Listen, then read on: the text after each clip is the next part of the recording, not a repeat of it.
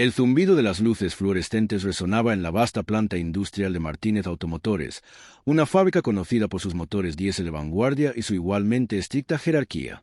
Esa mañana, a pesar de horas de intentos fallidos por dar vida al prototipo de motor más prometedor de la fábrica, permanecía en silencio y muerto, a pesar de que los ingenieros vestían uniformes azules planchados y estructuras de acero.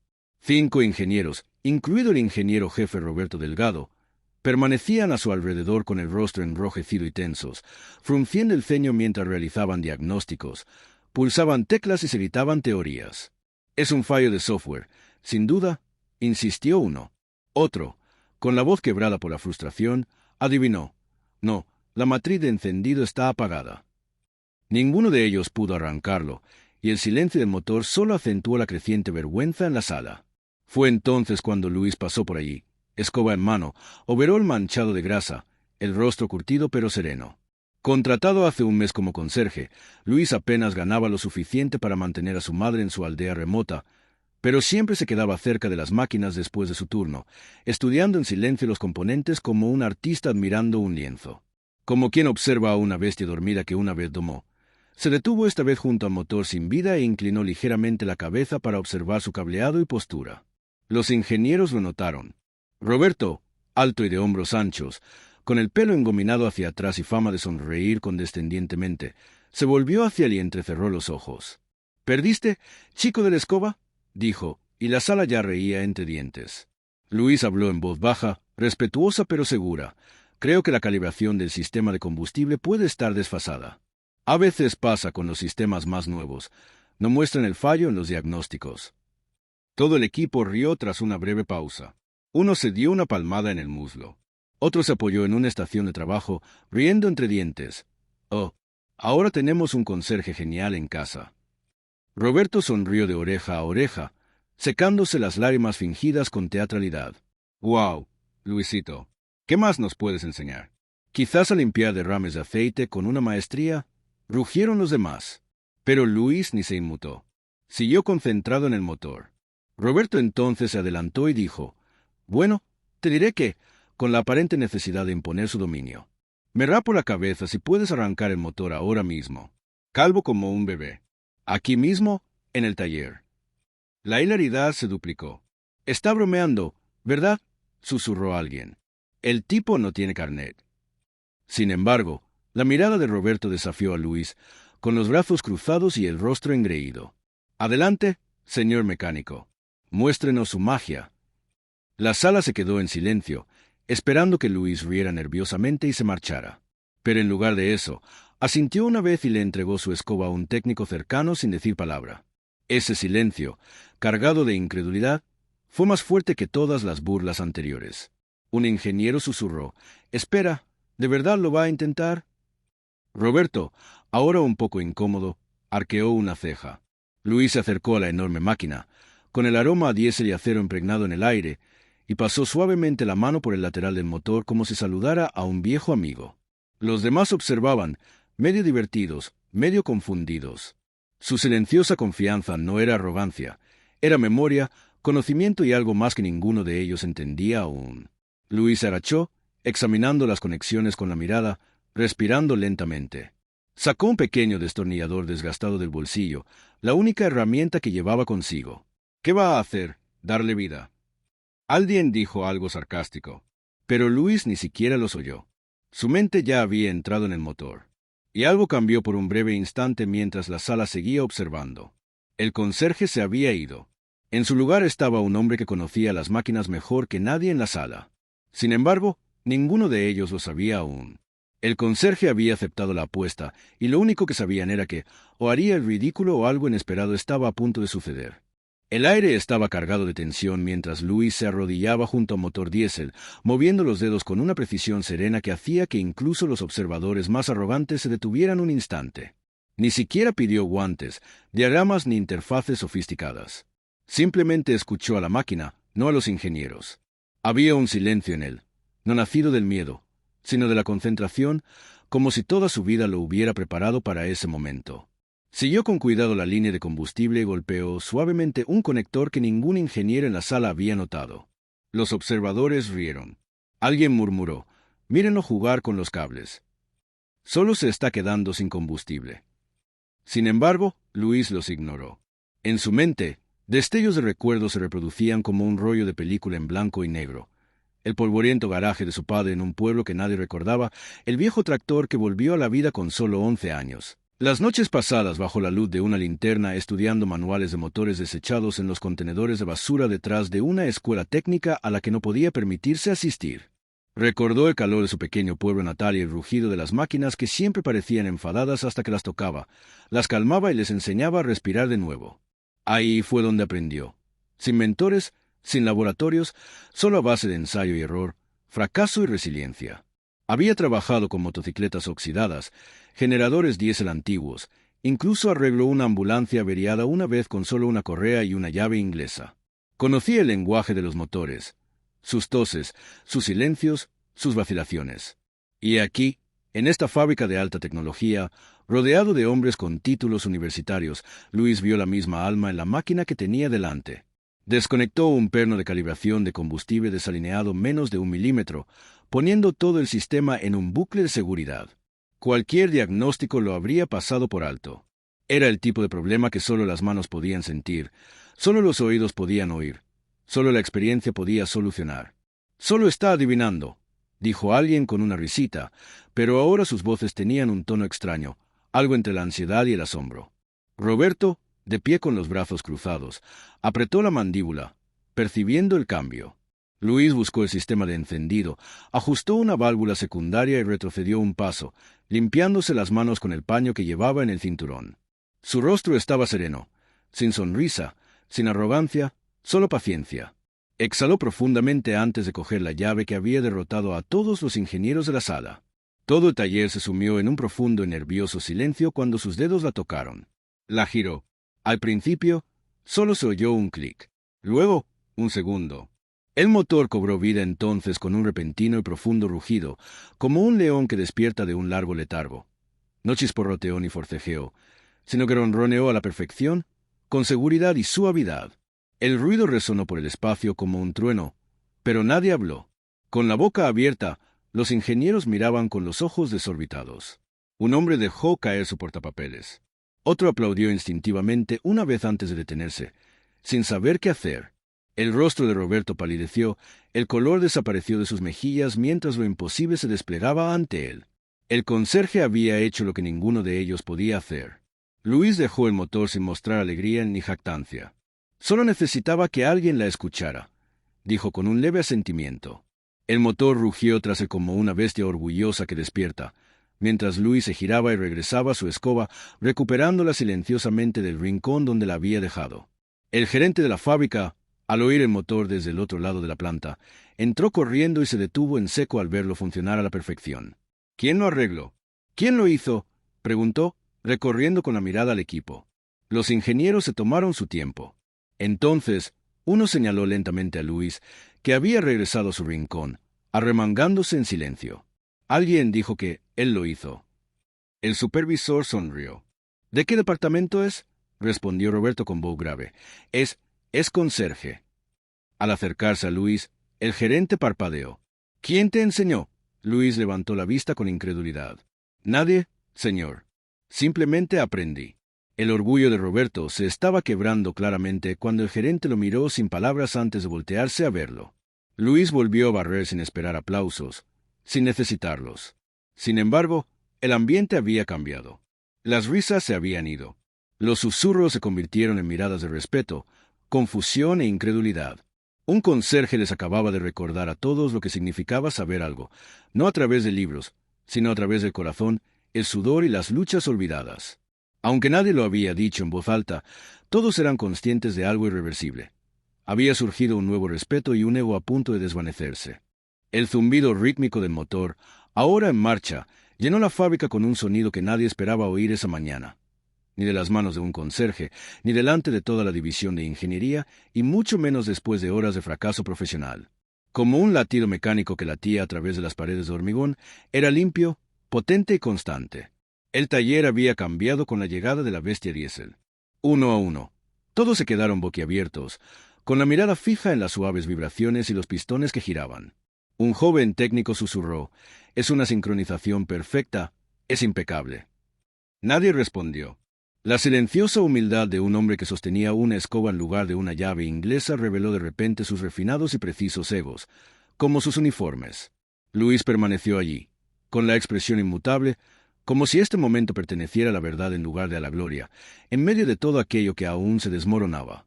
No sonrió, no dijo nada. Simplemente permaneció de pie con serena dignidad, dejando que el motor hablara. Y también hablaba en voz alta. Roberto, antes imponente y arrogante, ahora parecía físicamente más pequeño mientras sus ojos alternaban entre el motor y el hombre que lo había humillado con un destornillador. Apretó la mandíbula. Mantuvo los puños a los costados. Pero el daño a su orgullo ya había comenzado. Su equipo lo miró y ninguno se atrevió a reír. Al darse cuenta de que el llamado chico de la escoba acababa de lograr lo que sus credenciales combinadas no podían, incluso aquellos que antes habían susurrado insultos se removieron con torpeza. El gerente de la fábrica observaba el motor como si fuera un milagro en la esquina, sin palabras. Caminó hacia Luis lentamente, vacilante, en voz baja e insegura. —¿Cómo lo supiste? —preguntó. Luis centró su atención primero en la máquina, luego en él. No obtenía lo que necesitaba. A veces no es el sistema, sino una pequeña desalineación que un informe no puede mostrar. Sin embargo, si llevas suficiente tiempo trabajando con motores, puedes notarlo. El gerente parpadeó, como si la respuesta fuera demasiado simple para ser real. —¿No te entrenaron? Luis negó con la cabeza. —No, señor. Aprendí solo. Todas las noches. Probé todos los motores que encontré. Las palabras se posaron en la sala como polvo sobre acero. Roberto intentó hablar, pero no le salió nada. Sus zapatos lustrados se sentían más pesados que nunca, arraigados en la vergüenza de haber subestimado a un hombre con el que ni siquiera se había molestado en hablar hasta hoy. Y entonces, desde el fondo de la sala, surgió un lento aplauso. Un técnico. Luego otro. Y otro. Pronto, todo el taller estalló en aplausos. No en risas. No por diversión, sino por respeto. Luis se quedó quieto, sin saber cómo responder. Esto era nuevo para él. Nunca había recibido elogios. En su mundo, los resultados hablaban más que el reconocimiento. Aún así, asintió suavemente, no a la multitud, sino a la máquina, como agradeciendo haberle permitido demostrar su valía.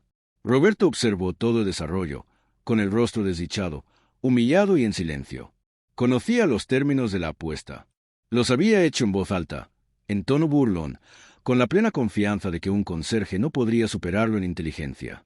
Pero ahora, ese mismo conserje había dejado a todo el departamento mirando con asombro. El sonido del motor era más que un triunfo mecánico, era el rugido de la justicia a través de metal. El gerente de la fábrica se volvió hacia Roberto y le dijo en voz baja: «Espero que sea un hombre de palabra». Roberto no respondió. No hacía falta. Su rostro, ahora pálido y tenso, lo decía todo. La apuesta era real, y también lo era la pérdida. Y en el silencio que regresó al apagarse el motor, algo se volvió dolorosa y hermosamente claro. La jerarquía de estatus se había tambaleado, y en su lugar se alzaba un hombre cuyas manos eran la verdad, cuya mente era la maestría, y cuyo corazón jamás había necesitado validación. Luis no derrotó a Roberto con arrogancia, lo hizo con conocimiento silencioso. Y ahora, con el motor en silencio una vez más, todas las miradas se volvieron no hacia el ingeniero que hizo la apuesta, sino hacia el conserje que acababa de hacer historia en esa habitación. La mañana siguiente llegó con una tensión que se extendió por la fábrica como una alarma silenciosa. Todos sabían lo que estaba a punto de suceder. No estaba en el horario ni en ningún memorando. Pero cada mecánico, cada técnico, cada empleado, incluso los guardias de seguridad, sabían de alguna manera que ese día no se trataba de motores. Se trataba de una promesa hecha en voz alta con arrogancia, que ahora atormentaba a quien la había hecho. En el corazón del taller, una silla plegable esperaba en el centro del suelo de hormigón, su presencia tan intimidante como el estrado de un tribunal. Roberto Delgado entró por la puerta lateral, ya sin el porte arrogante de antaño. Tenía la mirada baja y los pasos pesados. Vestía su uniforme habitual, planchado impecable, pero algo en él lo hacía parecer más pequeño, no en estatura, sino en alma. A su alrededor, docenas de empleados se reunieron en silencio, formando un amplio círculo. Algunos llevaban sus teléfonos. Otros simplemente se cruzaron de brazos, esperando. Frente a la silla estaba un técnico junior, sosteniendo nerviosamente una máquina de cortar el pelo eléctrica que zumbaba suavemente. Lista. En un banco de trabajo cercano había un espejo y una toalla negra. Luis estaba de pie a un lado, con los brazos cruzados, tan silencioso como siempre.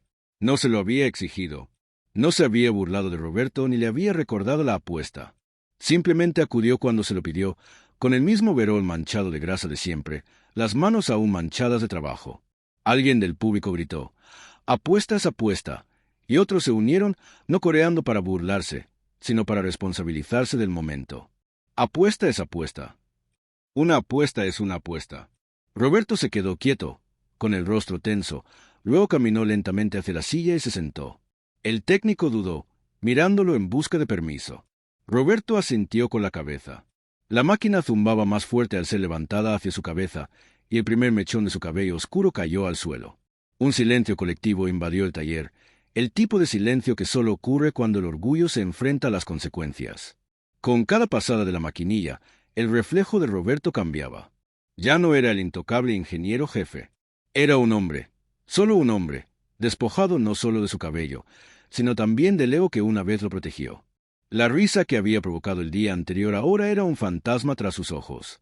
No era crueldad en la habitación, era verdad. Para cuando la maquinilla se apagó, su cabeza estaba limpia, la toalla sobre sus hombros llena de los restos de una lección aprendida a las malas. Luis no se había movido, no se había regodeado ni reído. Simplemente observaba, con la misma fuerza silenciosa que había mostrado todo el tiempo. El técnico retrocedió. Roberto se levantó lentamente, se miró en el espejo y se observó. Por un momento, pareció que iba a irse en silencio. Pero en cambio, se giró. Sus ojos encontraron a Luis. La habitación quedó completamente en silencio. «Te subestimé», dijo, con la voz desprovista de orgullo. «Creí que lo sabía todo». «Lo siento». Sus palabras tenían más peso que la propia disculpa. Fue el reconocimiento de años de despido, de talento ignorado, de arrogancia clasista que finalmente se había derrumbado. Luis asintió levemente, respetuoso pero distante, no por frialdad, sino porque no tenía nada que demostrar. El respeto no requería un discurso. Solo requería verdad. Los trabajadores comenzaron a aplaudir lentamente, no por la disculpa de Roberto, sino por el momento, por la justicia, por el hombre que se mantuvo en silencio con dignidad incluso cuando otros se burlaron de él. Roberto se hizo a un lado, y al hacerlo, alguien tomó una foto, el ingeniero humilde y calvo, de pie junto al conserje que los había eclipsado a todos. Esa foto luego sería enmarcada y colocada cerca del escritorio de Roberto, no a la fuerza, sino por el propio Roberto. Un recordatorio, no de vergüenza, sino de crecimiento, de lo que significaba caer y levantarse de otra manera. Luis regresó a sus herramientas, como si nada hubiera cambiado.